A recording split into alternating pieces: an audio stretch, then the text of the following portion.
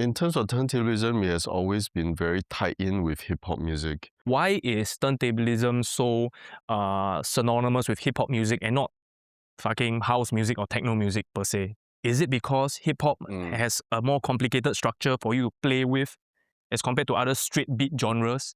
Well, I had a lot to say about this. I think it goes back to history, man. Yeah, it goes back to history. Let's go back to history. The history of hip-hop, the history of the DJs who started scratching. I think it really stems from there. That's why it's interconnected with hip-hop music. So I think you cannot escape from that. First of all, the first Block Party by Kool Herc, he used 2 records and cut the breaks. Is there a mixer? At that time, there's a mixer. So people dance to the break, and that break eventually became what hip-hop is, right? And because of DJs learning how to loop that 2 little break, right, that extended the breaks, right, I guess that kind of also influenced house music into how to loop disco music and stuff like that. And it goes into more, different genres of music that hip-hop has kind of like influenced the technique of looping records. You know what I mean? And from there on, many genres use that. Drum and bass, a prime example, the Amen breaks, right? And why is hip-hop so connected to turntablism? Because of that chopping, that A to B, B to C. No, wrong. No C. A to B, B to A, A to B, B to A, right? So because of that loop, because of that break loop, it created so many universe, I would say. You know what I mean? So for our audience that don't know what a break is, right? Can you like simplify a break? So a song would play.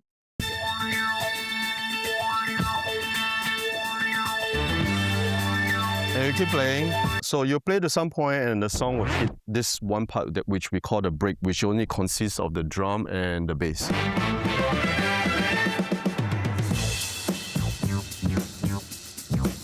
Okay, but why is this break so important? Because think about it in this way. When you dance, how do you dance? You listen to certain elements, right? Some people dance to the lyrics, some people dance to the melody, some people dance to the drum breaks, right?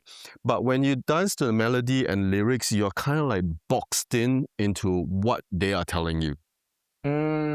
Right? But when you dance at the break, you are the instrument on top of the breaks. It's like how the vocal is free. Correct. So you're free in there. And that's why people are very free at that point and they can do whatever they want and you will still sync up with the song. Right? Yeah.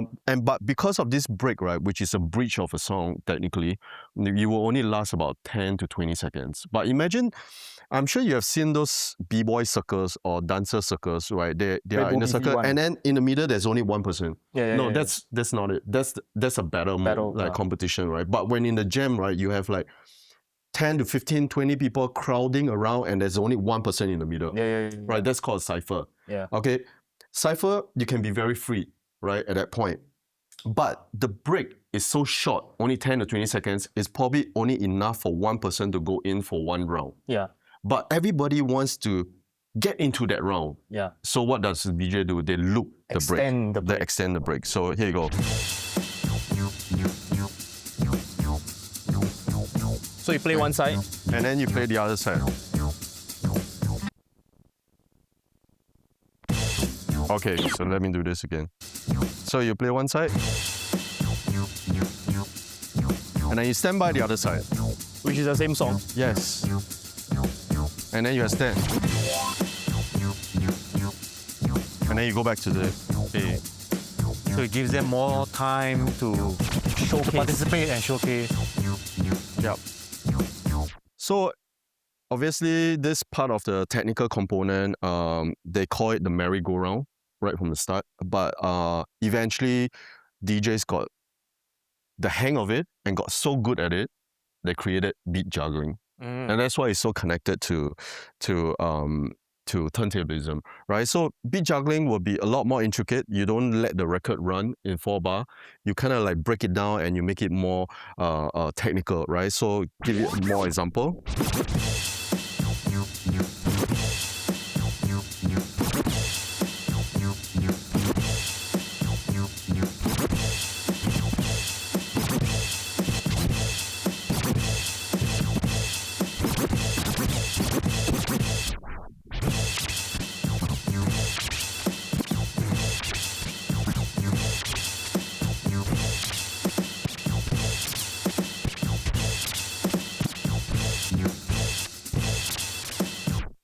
So Almost like a live remix. So you kind of like, I mean, you break down the song. Of course, the patterns can be a lot more intricate, and there will be a lot more patterns that you can come up with, right? So right now it's just me kind of like fiddling around, right? But the more you practice, the more crazy it can get. Yeah. I think that's where the art form comes in. Yeah, That's when your creativity comes in, and trying to find sounds or patterns that can be very different and surprising to people who might not. Hey, oh wow, this can be done. Yeah, I think what opens my mind at one point was Kid Koala.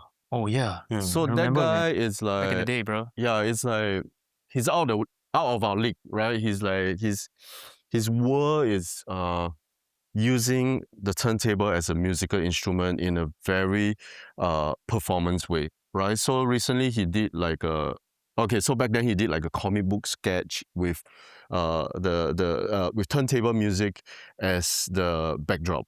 And then recently he did a concert where it's all Muppets, like Life of a Mosquito. And then it's like live symphony and turntable music that goes along with the whole show, right? So obviously you can take it into one route or another route, but what's most interesting to me was because when I saw him, the turntable can be more than just beat juggling and scratching. It could be a very strong and powerful musical instrument. For example, I can be he did a thing with the saxophone, right? So I'm gonna give you an example where I'm now gonna be a saxophonist. So meaning that I can be anything if I can find any sample, right?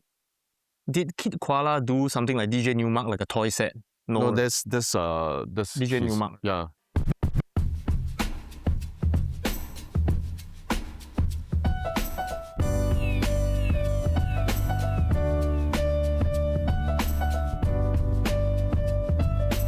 And then the solo.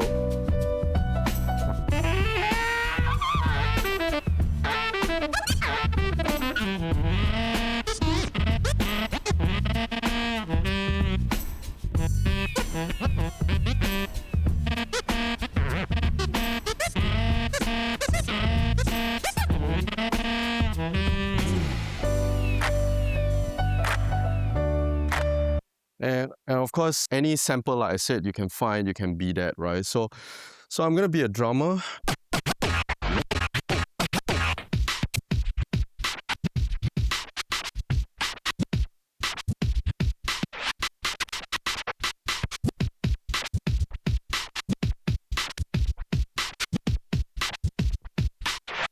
And then break it out.